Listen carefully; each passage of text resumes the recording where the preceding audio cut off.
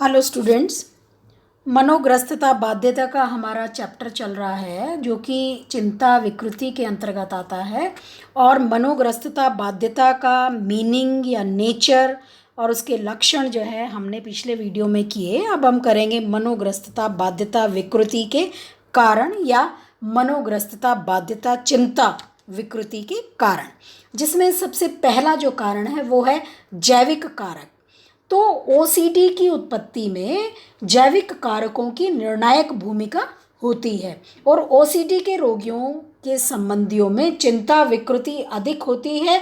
जो लोग ओसीडी से ग्रसित होते हैं या मनोग्रस्तता बाध्यता विकृति से ग्रसित होते हैं उनमें चिंता विकृति जो है बहुत अधिक पाई जाती है। और ओसीडी उत्पन्न होने में सिर में चोट लगना यानी हेड इंजरीज होना, ब्रेन ट्यूमर मस्तिष्क के ट्यूमर होना या इंसेफेलिटीज जिसको हम बोलते हैं वो अगर किसी व्यक्ति में होती है, उसकी अहमियत जो है वो ओसीडी उत्पन्न होने में बहुत अधिक है।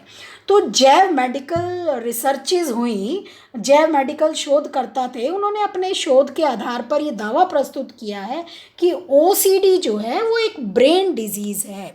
क्या है? एक मस्तिष्कीय रोग है और जिसके समर्थन में 3 जो है इम्पॉर्टेंट सबूत वो मिले हैं उनको, जिनकी हम डिटेल में चर्चा करेंगे। फर्स्ट पॉइंट जो है वो है न्यूरोलॉजिकल साइंस यानी तंत्रिकीय चिन्ह। तो कुछ ऐसे सबूत मिले हैं जिनमें ये देखा गया है कि ओसीडी से बच्चों क्लियर है, ऑब्सेसिव कंपल्सिव डिसऑर्डर। तो ओसीडी ब्रेन ट्रॉमा से विकसित होता है यानी मस्तिष्कीय आघात से विकसित होता है। ऐसे रोगियों में न्यूरोलॉजिकल एग्जामिनेशन के बाद, तंत्रिकीय परीक्षण के बाद कई तरह की असामान्यता जैसे पुअर मोटर कोऑर्डिनेशन, जो उनका मोटर कोऑर्डिनेशन है, पेशीय समन्वय है वो घटिया है ना, अनैच्छिक जो जर्क्स हैं या झटका जिसको हम बोलते हैं, या घटिया दृष्टि पेशीय निष्पादन यानी विजुअल मोटर परफॉर्मेंस, ये होने के उनमें सबूत मिले हैं। तो जिनका न्यूरोलॉजिकल एग्जामिनेशन जब किया गया ओसीडी के रोगियों का, तो उनमें क्या क्या मिला? एक तो उनका मोटर कोऑर्डिनेशन पुअर था, एक उनकी जो विजुअल मोटर परफॉर्मेंस थी वो जो है ना घटिया थी, और उनमें अनैच्छिक झटका जर्क्स जिसको हम बोलते हैं वो सब उनमें होने के सबूत मिले हैं। एक एग्जाम्पल हम इसमें दे सकते हैं कि एक 8 साल का बच्चा जिसका नाम जैकब था, वो मैदान में गेंद खेल रहा था, बॉल से वो खेल रहा था, अचानक वो गिर गया और उसका जो ब्रेन हेमरेज था यानी मस्तिष्कीय रक्तस्राव के साथ वो बेहोश हो गया। इसके बाद उसके मस्तिष्क का सफलतापूर्वक सर्जिकल ऑपरेशन किया गया और बाद में उसमें बाध्यता विकसित हो गई, जिसमें वो प्रत्येक चीज़ को 7 बार गिनता था, प्रत्येक चीज़ का 7 बार वो नाम लेता था, 7 बजने पर वो खाना खाता था। इस तरह से जो भी कार्य वो करता था वो 7 बजे ही करता था। तो इस केस से ये स्पष्ट होता है कि ब्रेन में चोट लगने से या कोई ट्रॉमा होने से ओसीडी के लक्षण विकसित होते हैं। और कुछ ऐसे भी सबूत मिले हैं जिनसे पता चलता है कि ओसीडी का संबंध जो है वो मिर्गी रोग से भी होता है। तो मिर्गी का नाम बच्चों आपने सुना होगा, है ना, उसमें दौरे पड़ते हैं, मिर्गी के दौरे व्यक्ति को पड़ते हैं, हाथ पैर उसके जो है ना बंद हो जाते हैं, उसके दांत एकदम भिज जाते हैं। तो इस तरह से ओसीडी का संबंध जो है मिर्गी रोग से भी देखा गया है। जो सेकंड जो बायोलॉजिकल कॉज में जो सेकंड जो सबूत है वो है मस्तिष्कीय स्कैन असामान्यता यानी ब्रेन स्कैन एबनॉर्मेलिटीज़। मस्तिष्कीय स्कैन असामान्यता, मस्तिष्कीय स्कैन अध्ययन हुए और उनसे ये पता चला कि ओसीडी के रोगियों के मस्तिष्क के कई भाग ऐसे होते हैं जिनमें ओवर एक्टिविटी पाई जाती है, अति क्रियाशीलता पाई जाती है, जैसे कॉर्टिकल स्ट्रिएटल थैलेमिक क्षेत्र की सक्रियता ओसीडी के रोगियों में बहुत अधिक पाई जाती है। और मस्तिष्क के इस क्षेत्र का संबंध जिसकी हम बात कर रहे हैं कॉर्टियल स्ट्रिएटल थैलेमिक कि जब हम बात कर रहे हैं तो इसका संबंध जो है वो असंगत सूचनाओं एवं व्यवहार की अनावश्यक पुनरावृत्ति को कम करना है।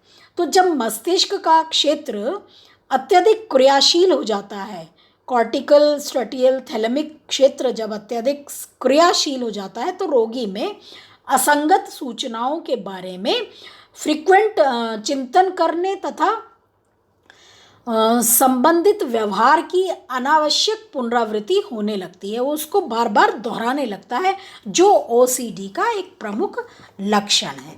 तो इस तरह से मस्तिष्क की स्कैन एबनॉर्मेलिटीज़ से भी हम जो है उसका जो है पता लगाते हैं कि किस कारण से व्यक्ति में ओसीडी उत्पन्न हुआ है। और तीसरा जो एविडेंस है वो है ड्रग थेरेपी या औषधि चिकित्सा। तो इस क्षेत्र के जो विशेषज्ञ थे, विशेषकर से जो मनोचिकित्सक हैं, उनका ये कहना है कि जब कोई रोग किसी विशेष ड्रग से कम होता है या लगभग समाप्त हो जाता है, तो इससे अपने आप ये निष्कर्ष निकलता है कि रोग का कुछ बायोलॉजिकल बेस है, कुछ जैविक आधार है। यानी बायोलॉजिकल बेस को हम किसी ड्रग से या कोई दवाई से या औषधि से ठीक कर सकते हैं या उसको कम कर सकते हैं। जैसे ओसीडी की चिकित्सा में एक विशेष औषधि है जिसको क्लोमिप्रेमाइन बोलते हैं। क्लोमिप्रेमाइन वो काफ़ी उत्तम जो ड्रग है, बहुत अच्छी ड्रग है, क्योंकि इससे ओसीडी के लक्षण जो है वो काफ़ी कम हो जाते हैं। तो क्लोमिप्रेमाइन एक तरह की एंटी डिप्रेसेंट ड्रग भी है, यानी जो विषाद से ग्रसित रोगी होते हैं उनको भी ये दवाई दी जाती है। तो इस तरह से जो है जैविक कारक जो हैं वो मनोग्रस्तता बाध्यता उत्पन्न करने में महत्वपूर्ण भूमिका निभाते हैं। उसके बाद हम नेक्स्ट जो पॉइंट है, जो नेक्स्ट कॉजेज़ हैं, उन कॉजेज़ में दूसरा जो पॉइंट है वो है मनोविश्लेषणात्मक कारक, साइको एनालिटिक कॉज। तो ये जो मनोविश्लेषणात्मक, इसको हम सिद्धांत भी हम कह सकते हैं, कॉजेज़ भी हम कह सकते हैं। इटियोलॉजी जो है इस सिद्धांत में या इस कारण के अनुसार जब अचेतन के या अवांछनीय चिंतन जो दमित होकर व्यक्ति के अचेतन में चले जाते हैं और वे चेतन में आने की कोशिश करते हैं, तो इससे व्यक्ति एक सुरक्षात्मक उपाय ढूंढता है और इस सुरक्षात्मक उपाय के रूप में ओसीडी के लक्षणों को वो विकसित कर लेता है। तो इस सुरक्षात्मक प्रक्रिया के रूप में वह सब्स्टिट्यूशन यानी प्रतिस्थापन और विस्थापन का उपयोग करता है। जैसे एक लड़की का अचेतन, वो खौफनाक चिंतन ये था कि उसकी माँ तीव्र बुखार से मर सकती है।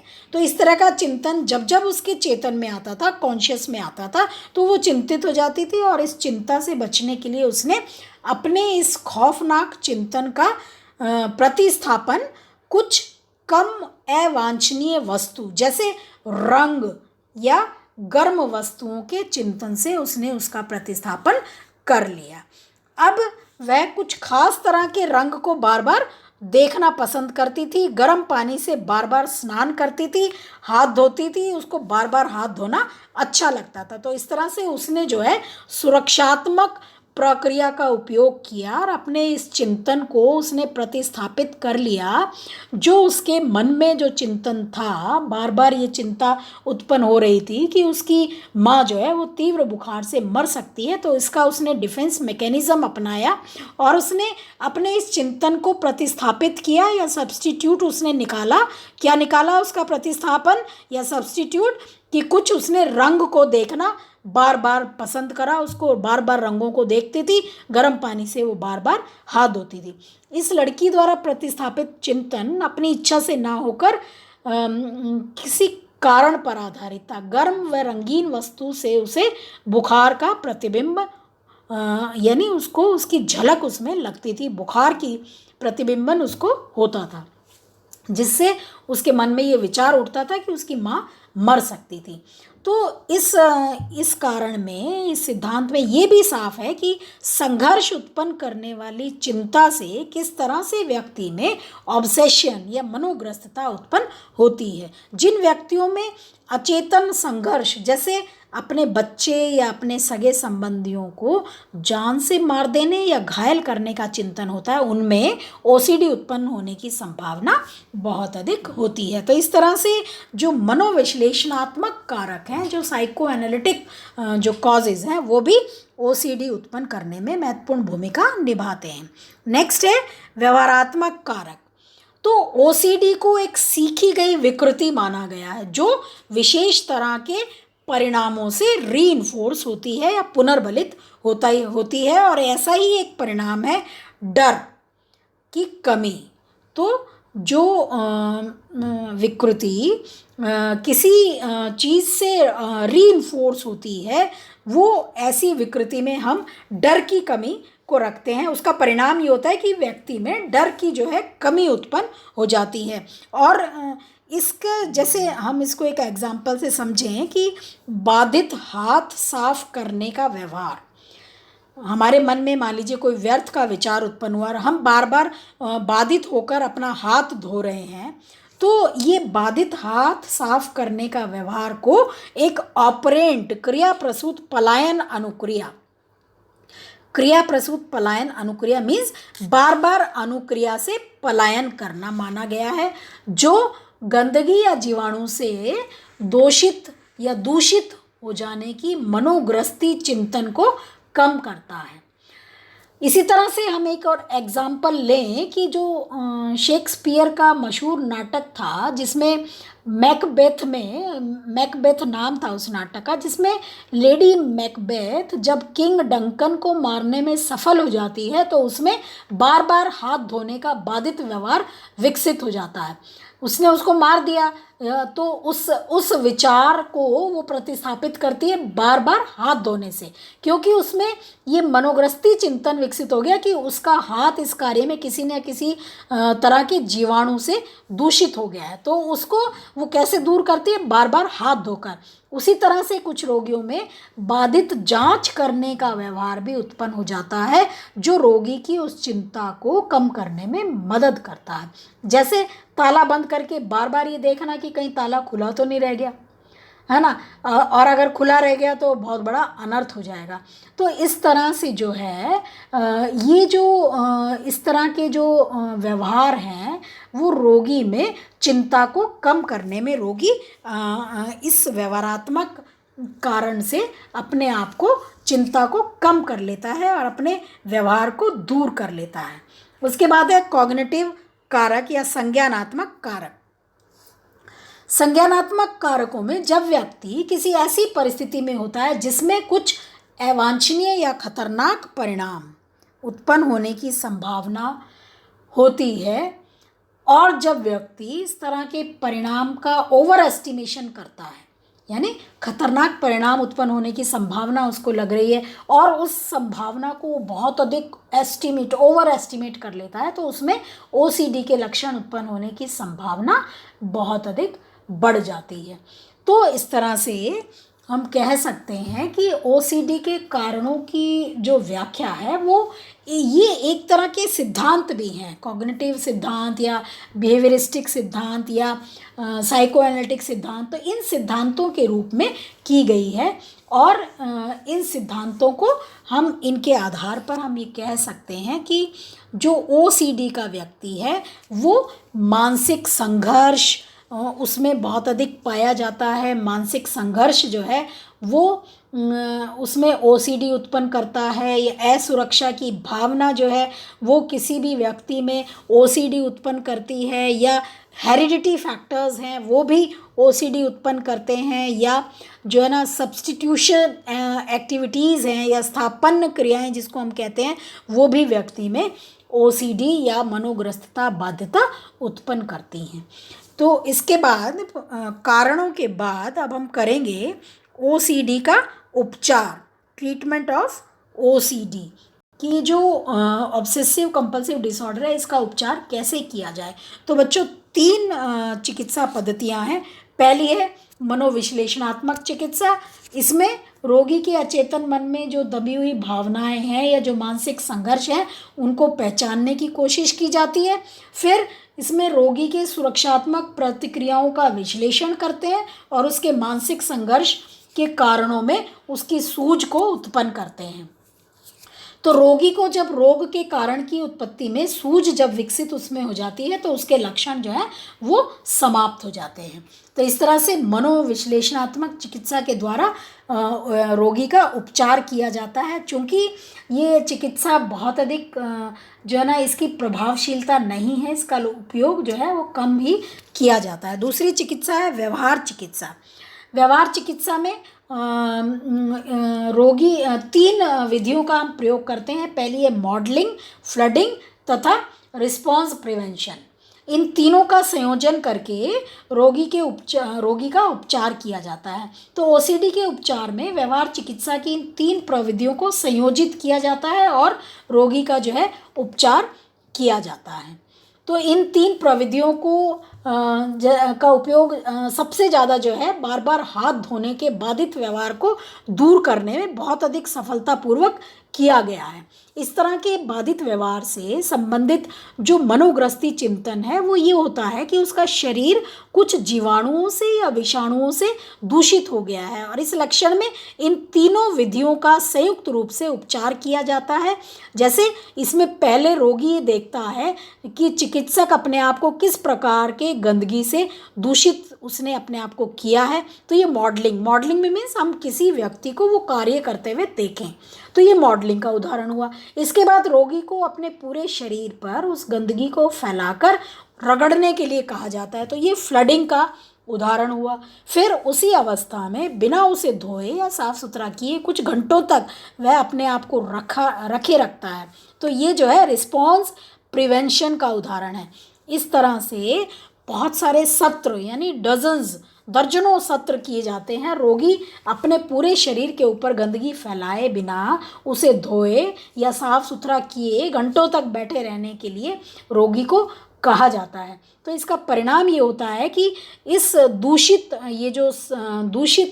संदूषण है इससे इसका मनोग्रस्ती चिंतन धीरे धीरे समाप्त होने लगता है और रोगी की दिन प्रतिदिन की जिंदगी में बार बार हाथ धोने का जो बाधित व्यवहार है वो भी कम होने लगता है। तो इस तरह से बिहेवियर चिकित्सा मॉडलिंग के द्वारा या फ्लडिंग के द्वारा या रिस्पॉन्स प्रिवेंशन के द्वारा रोगी की जाती है।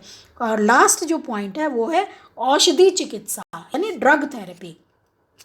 तो ओसीडी के उपचार में कुछ ड्रग्स हम दे देते हैं और जिससे ओसीडी के लक्षण समाप्त हो जाते हैं। उसमें जो मेन ड्रग है वो है क्लोमिप्रेमाइन, एक औषधि है और ये एक विषाद विरोधी औषधि है या ड्रग है जो सेरोटोनिन के पुनर्वापसी को रोकता है। सेरोटोनिन एक हार्मोन है, उसकी वापसी नहीं होती और जिससे जो है रोगी के जो मनोग्रस्तता है या उसकी जो बाध्यता है उसको हम आसानी से कम कर सकते हैं।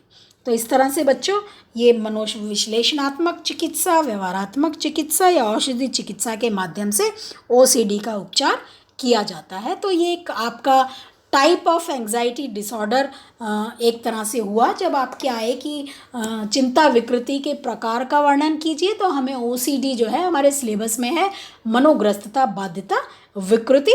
तो इसको आप डिटेल में बुक में पढ़ें और मैं इसके आपको पीडीएफ नोट्स भी आपको प्रोवाइड कराऊंगी व्हाट्सएप ग्रुप पर। Thank you.